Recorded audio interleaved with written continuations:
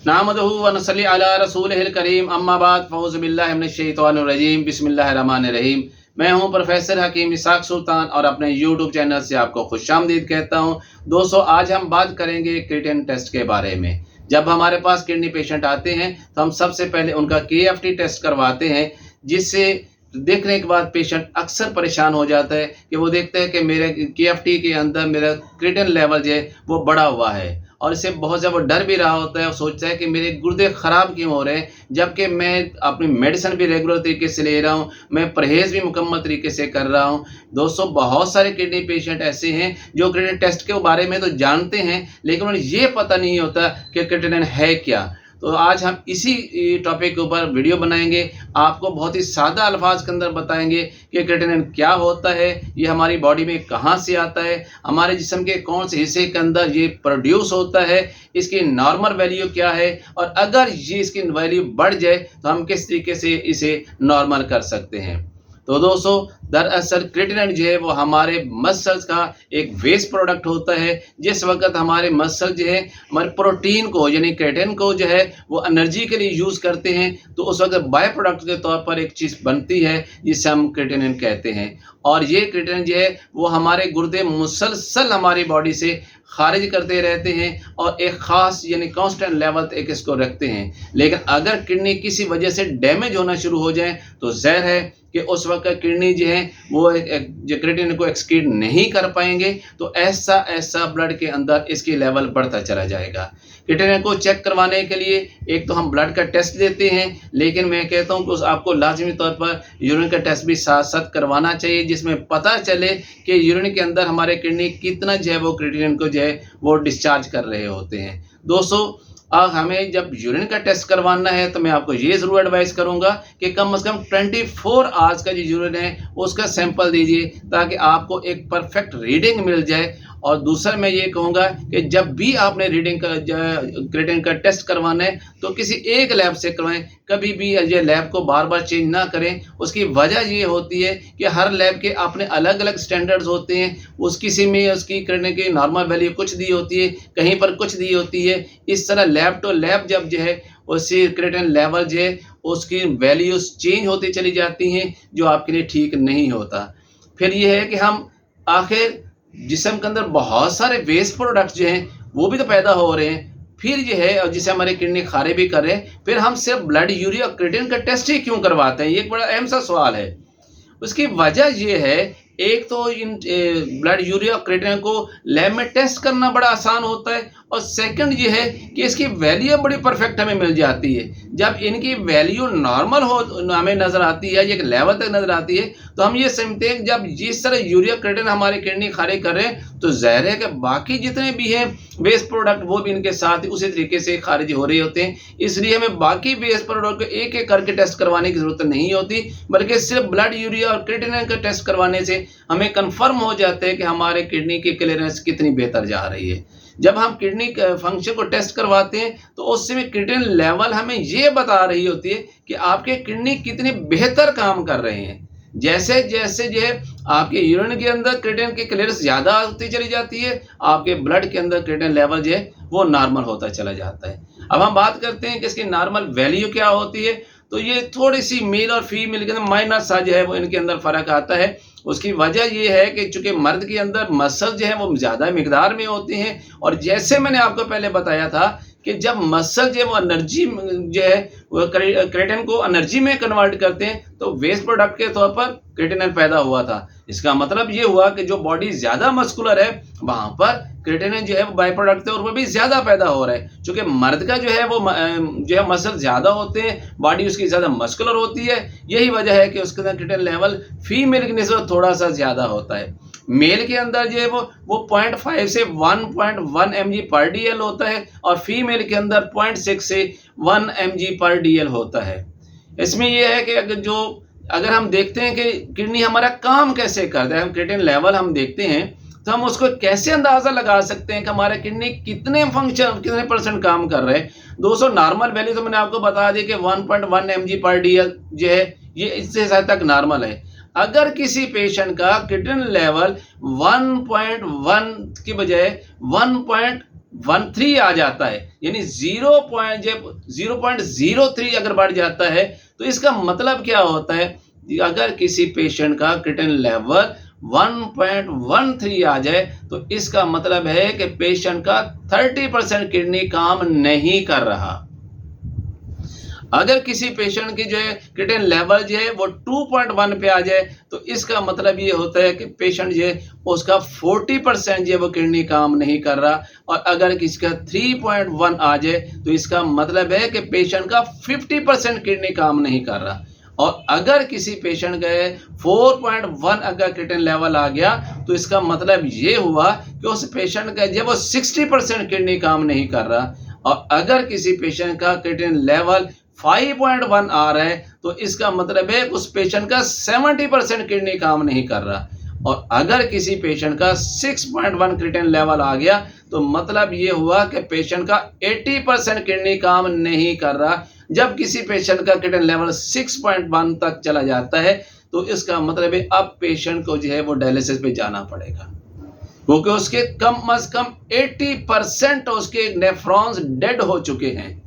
और अगर किसी पेशेंट का 8.0 जो है वो क्रिएटिनिन लेवल आ गया तो मतलब है कि उसे तमाम के तमाम नेफ्रॉन्स डेड हो चुके हैं। अब उसको मेडिसिन से ठीक नहीं हो सकता, फिर उसको वापस जो है वो डायलिसिस पे जाना पड़ेगा।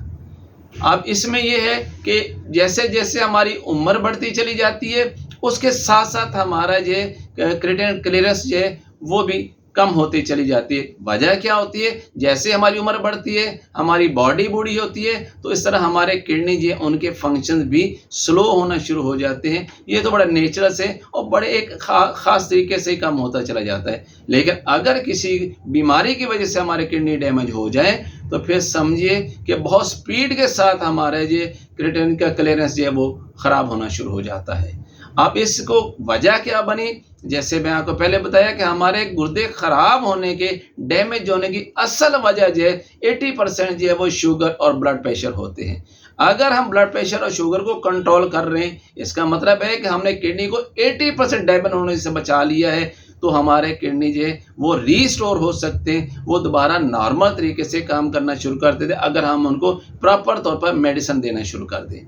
अब हम ये देखेंगे कि हम अपने किडनी फंक्शंस को किस तरह बढ़ा सकते हैं और क्रिएटिनिन की क्लियरेंस को किस तरह बढ़ा सकते हैं। तो आपने सबसे पहले ज़हन में ये रखना है कि क्रिएटिनिन कुछ नहीं है, ये तो जस्ट एक बाय प्रोडक्ट था, ये एक वेस्ट था। असल खराबी कहाँ पर पैदा होती है, खराबी असल पैदा होती है हमारे किडनीज के अंदर। किडनी में क्या, जैसे हमने कहा कि 80% तो ये था कि हमारे खराबी शुगर और ब्लड प्रेशर की वजह से हुई। और किसी पेशेंट में अगर सिर्फ शुगर के पेशेंट है, एक अरसा दराज तक है, वो ब्लड प्रेशर का मरीज़ है और अरसा दराज तक है और उसे कंट्रोल भी नहीं हो रहा, तो मतलब ये हुआ कि उसके 80% किडनी इन दो बीमारियों की वजह से हुए थे। और अगर एक पेशेंट जो है वो आए तो उसका ब्लड प्रेशर और शुगर कंट्रोल है लेकिन नेक्स्ट डे जाके फिर वो डिस्टर्ब हो जाता है, तो इसका मतलब क्या होता है कि जब हमारी शुगर और ब्लड प्रेशर ही कंट्रोल नहीं हो रहा तो हम किडनी को डैमेज होने से कैसे बचा सकते हैं। इसलिए अगर हमने किडनी के क्लियरेंस को ठीक करना है, हमने किडनी फंक्शन को रीस्टोर करना है तो सबसे पहले किसी भी सूरत के अंदर हमें शुगर को और ब्लड प्रेशर को नॉर्मल करना पड़ेगा, चाहे उसके लिए हमें कुछ ही क्यों ना करना पड़े। अब हम देखते हैं किडनी के बारे में कि किडनी जो है वो हमारे जिगर की तरह नहीं है, क्योंकि अगर हमारा लीवर डैमेज हो जाता है तो उसमें उसके सेल्स में रीजनरेट होने की पावर मौजूद है। लेकिन जब हमारा किडनी डैमेज होता है तो उनके सेल्स में रीजनरेट होने की पावर नहीं है, बल्कि उसके अंदर अपने फंक्शंस को बढ़ा लेने की पावर है। अब हम ये सवाल पैदा होता है कि फिर हम किडनी के फंक्शंस को किस तरह बढ़ा सकते हैं। हाँ, इसके बारे में हमें जो हेल्प लेनी पड़ेगी वो हर्बल मेडिसन यानी जड़ी बूटियों के इस्तेमाल से हम इसको रीस्टोर कर सकते हैं। जब हमारा किडनी डैमेज हो रहा होता है तो दरअसल होता क्या है कि हमारे किडनी के अंदर नेफ्रॉन्स होते हैं जिन सेल से वो बने होते हैं। जब किडनी डैमेज होता है तो दरअसल वो ख़राब हो रहे होते हैं, या तो वो सेल जो होते हैं वो वीक हो जाते हैं या वो सेल जो इन्फ्लेम्ड हो जाते हैं यानी सूजन आ जाती है। और अगर ये किडनी डैमेज एक अरसा तक रहे तो हमारे बहुत सारे जो नेफ्रॉन्स के सेल्स होते हैं वो डेड हो जाते हैं। तो हमारी मेडिसिन जो काम करेगी वो सिर्फ उन्हीं के ऊपर काम करेगी जो सेल्स वीक हो चुके हैं नेफ्रॉन के, और जो सेल्स उसके इन्फ्लेम्ड हो चुके हैं, क्योंकि हमारी बॉडी से जितना भी वेस्ट मटेरियल खारिज करना है उन्हें नेफ्रॉन ने करना है। अब अगर किसी सूरत में अगर हम काम करना भी चाहते हैं तो सिर्फ इन्हीं के ऊपर काम करेंगे कि जो सेल्स वीक थे या जो सेल्स इन्फ्लेम्ड हो चुके हैं, क्योंकि जो सेल्स वीक हो जाएंगे या इन्फ्लेम्ड हो जाए, दोनों सूरतों के अंदर वो एक्सक्रीट नहीं कर पाएंगे, अपना फंक्शन नहीं कर पाएंगे, और ब्लड के अंदर जहरीले मवाद या टॉक्सिक मैटर या वेस्ट प्रोडक्ट बढ़ते चले जाएंगे। इसलिए हमने ये देखना है कि अब हमारे जो नेफ्रॉन के सेल्स वीक हैं या इन्फ्लेम्ड हैं। अब इस चीज़ों के बारे में बड़े आपको मैं क्लियर कर देता हूँ। अगर तो आपके पेशाब जो है किडनी है वो यूरिन पैदा ही नहीं कर रहे, यानी ऐसा होता है कि बिल्कुल पेशाब आ ही नहीं रहा, जिसका मतलब है कि आपके किडनी बहुत ही ज़्यादा वीक हो गए। और उसमें एक ऐसी सूरत होती है जो ज़रा कम वीक होती हैं, उसके अंदर यूरिन क्या होता है कि वो आता तो है लेकिन थोड़ी थोड़ी मिकदार में आता है। किसी को सुबह शाम आ गया, दिन में 3 दफ़ा आ गया, और 50 ml के राउंड अबाउट आता है 1 दफ़ा। लेकिन जब किडनी जो है वो इन्फ्लेम्ड होती हैं, उनमें सोजन आ जाती है, तो फिर यूरिन आता तो है दिन में, बार बार आएगा, रात को भी आएगा, लेकिन यूरिन के अंदर जलन होगी, कतरा कतरा आएगा, तकलीफ के साथ आएगा। यूरिन कम होगा, तकलीफ ज़्यादा होगी, मरीज़ को कमर में किडनी के मकाम पर दर्द भी होगा। लेकिन मैं ये बता दूं कि मैक्सिमम जो हमारे किडनी फेलियर होते हैं दरअसल वो नेफ्रॉन्स के सेल्स की इन्फ्लेमेशन की वजह से होते हैं। अगर हम उन किडनी की उस इन्फ्लेमेशन को ठीक कर दें तो मतलब क्या हुआ कि हमने अपने किडनी के फंक्शन को रीस्टोर कर लिया है। अब ज़हर जब किडनी के फंक्शन रीस्टोर हो जाएगा तो क्या करेगा, वो क्रिएटिनिन को एक्सक्रीट करना शुरू कर देंगे, और जो यूरिन के अंदर क्रिएटिनिन के लेवल जो है वो ज़्यादा होता चला जाएगा, और ब्लड के अंदर क्रिएटिनिन का लेवल कम होता चला जाएगा। और इस तरीके से जो है हम हमारे किडनी जो है हम उसके फंक्शन को रीस्टोर कर सकते हैं। और इसके लिए बड़ा ही सिंपल और सादा सा एक फार्मूला मैं आपको बताता हूँ। आप जिन लोगों को बड़ा अर्ली स्टेज के ऊपर जो है ये प्रॉब्लम हुई है, जिनकी किडनी जो है वो डैमेज हो रहे हैं, लेकिन अब देखें अगर उनके सेल्स जो हैं वो इन्फ्लेम्ड हैं, डेड नहीं हुए, तो फिर आप ये नुस्खा इस्तेमाल कीजिएगा, यकीनी तौर पर आपका जो है वो किडनी रीस्टोर हो जाएगा और आपको ट्रांसप्लांटेशन तक जाने की नौबत नहीं पहुंचेगी। सिंपल सा फार्मूला है। एक है सरकंडा, ये आमतौर पर हर जगह मिल जाता है, उसकी जड़ लेनी है आपने, और दूसरा है तुख्म खरबूजा, और तीसरा है बखड़ा। ये तीनों चीज़ें आप लेके इसको 10-10 ग्राम ले लीजिए। इसको आपने 1.5 लीटर पानी में पकाना है। जब ये 1 लीटर रह जाए आप इसको रात को पकाना है और रख छोड़ना है। सुबह आप इसको फ़िल्टर कर लीजिए, और पानी की जगह आप पूरे दिन में थोड़ा थोड़ा करके ये पिएँ, और हर हफ्ते जो है वो अपने यूरिन के अंदर क्रिएटिनिन लेवल को भी चेक करवाएं, और ब्लड के अंदर भी क्रिएटिनिन लेवल को चेक करवाएं। आप देखेंगे कि ऐसा आपके यूरिन के अंदर जो है वो क्रिएटिनिन का जो है वो एक्सक्रीशन ज़्यादा होता जा रहा है, यानी उसके अंदर एक्सक्रीट ज़्यादा होते जा रहा है कि जो क्रिएटिनिन है, और आपके ब्लड के अंदर जो क्रिएटिनिन लेवल कम हो रहा है। और मज़ीद आप जो है जो मैंने आपको बताया ग़िज़ाएँ ऐसी इस्तेमाल करें जो ज़्यादा गर्म ना हो, जैसे पालक साग, मेथी, अंडा, पकौड़े, समोसे, तली हुई चीज़ें बिल्कुल नहीं लेंगे। प्रोटीन के लेवल ज़्यादा आपको नहीं लेना। हाँ, अगर आप देखते हैं आप ब्लड में चेक करवा लीजिए, अगर आपका प्रोटीन लेवल जो है वो नॉर्मल है तो फिर आप कुछ दिनों के लिए प्रोटीन लेना बंद कर सकते हैं। लेकिन अगर आपके ब्लड के अंदर प्रोटीन लेवल नॉर्मल से लेस है तो थोड़ी बहुत ही मिकदार में प्रोटीन लें, लेकिन वो प्रोटीन जो है वो एनिमल प्रोटीन मत लें, आप उसे वेजिटेबल से ले सकते हैं। और सबसे बेहतरीन प्रोटीन जो आपको मिलती है दाल मूंग के अंदर मिलती है, वो ऐसी प्रोटीन है जो आप लेते हैं वो सारी की सारी आपकी बॉडी के अंदर यूज़ हो जाती है, और उसका वेस्ट प्रोडक्ट बनता ही नहीं है। मतलब आपकी बॉडी को एनर्जी भी मिलती है और आपको प्रोटीन भी मिलता है। अंडे की सफ़ेदी आप ले सकते हैं, वो आपके लिए बहुत अच्छी है। तो मुझे उम्मीद है कि आपको मेरी ये वीडियो पसंद आई होगी, और आप अपनी किडनी को सेव कर सकते हैं।